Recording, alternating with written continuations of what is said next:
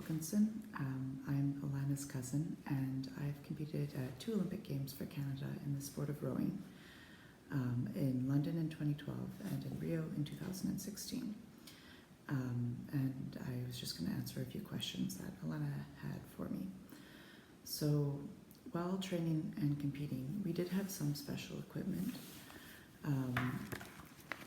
In terms of physiotherapy, we actually had physios that traveled with the team.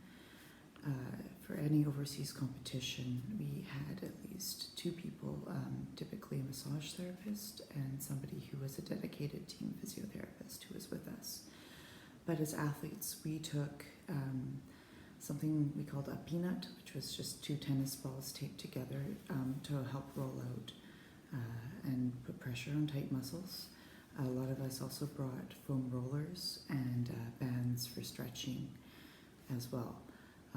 So we did a fair bit of preventative stretching and rolling out on our own so that we would minimize the amount of time we had to spend in treatment. On the planes, we often would have lower back pillows. We had compression gear for travel and also for after racing. I found that made a big difference personally, having fresher legs after being on a plane. And post-race, we often would have ice baths and also would pretty quickly put on compression gear. Any unique factors for us? So weather did play a big factor, especially warmer conditions. As a junior athlete, I raced in Beijing, and we wore ice vests for to keep our core temperature down pre-race for that. But in terms of hot or cold, it ended up being fairly similar. It meant that we would do most of our warm-up on land and spend as little amount of time as possible in the more challenging conditions.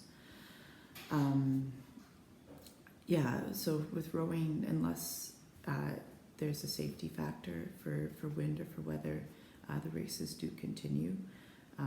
Although sometimes if it's a real challenge for fairness, then they are cancelled. But mostly in terms of weather, it was making sure that we didn't get too hot or too cold before we raced.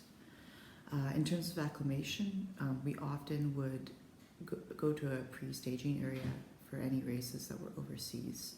So we would arrive if in Europe a couple weeks early before a competition to get used to the time change and just settle down.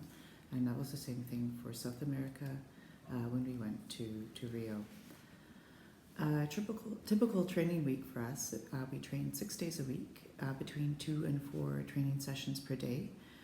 We usually alternated every day between having a core session, and that was again more preventative for core and stretching, and that we found that helped prevent injuries on our team or reduce the amount of injuries. And we also had a strength training session where we did Olympic lifting. The other sessions were generally sports specific, so a normal day would be a row in the morning, core or weights in the afternoon, and then a 3rd training session on the water. And then often we would do extra work, so a 4th session would be cross training of some sort, like running or biking or swimming. Twice a week we had 2 practices, so often middle of the week Wednesday we would have only 2